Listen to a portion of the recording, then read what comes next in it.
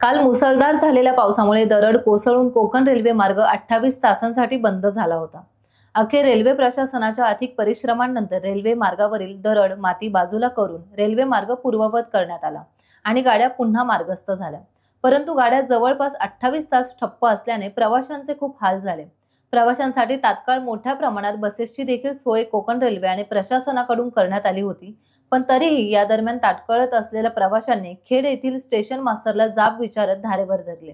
त्यामुळे Khed railway station परिसरात काही काळ गोंधळाची परिस्थिती निर्माण झाली होती। विशाळगड येथे घडलेल्या प्रकाराबद्दल लांजा मुस्लिम समाजाच्या वतीने जाहीर निषेध करण्यात आलाय।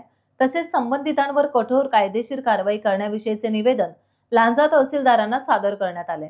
निवेदन सादर करतेवेळी रफिक नाईक, शमा थोडगे, अखिल नाईक, सरफराज पन्हेळकर, परवेश घारे, फेयाज मुजावर यांच्यासह आदी नागरिक मोठ्या संख्येने उपस्थित होते। राजापूरमध्ये नुकत्याच पार पडलेल्या तायक्वांडो स्पर्धेमध्ये जिल्ह्याभरातून सुमारे 600 खेळाडू सहभागी झाले होते।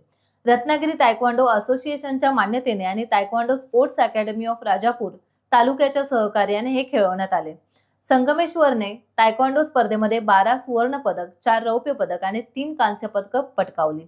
यावेळी तायक्वांडो पट्टूंना तालुका प्रमुख प्रशिक्षक शशांक घडशी, टेक्निकल प्रमुख चिन्मय साने, क्लब प्रशिक्षक स्वप्नील दांडेकर, साई प्रसाद शिंदे, गायत्री शिंदे, सुमित पवार आदींनी मार्गदर्शन केले। खेड शहरात रविवारी आणि सोमवारी पुराचे पाणी भरले होते। बाजारपेठेतील दुकानांमध्ये तसेच सखल भागातील घरांमध्ये पाणी शिरल्यामुळे नागरिकांची धावपळ उडाली।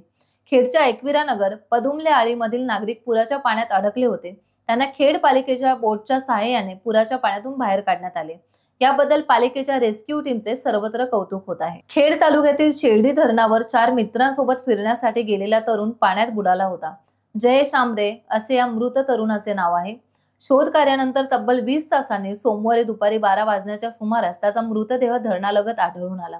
हा तरुण दिवा येथे राहणारा असून आपल्या मित्रांसोबत खेड तालुक्यातील शेर्डी येथे त्याच्या गावी गेला होता। गावी गेल्यानंतर तो मित्रांसोबत शेर्डी येथील धरणावर गेला, मात्र धरणातील पाण्याचा अंदाज न आल्याने तरुण धरणाच्या पाण्यात वाहून गेला। त्याच्या मृत्यूने आमरे कुटुंबियावर दुःखाचा डोंगर कोसळला। टाइम्स डिजिटलला लाईक करा, सबस्क्राइब करा, शेअर करा आणि बेल आयकॉन दाबायला विसरू नका। पाहत रहा टाइम्स डिजिटल।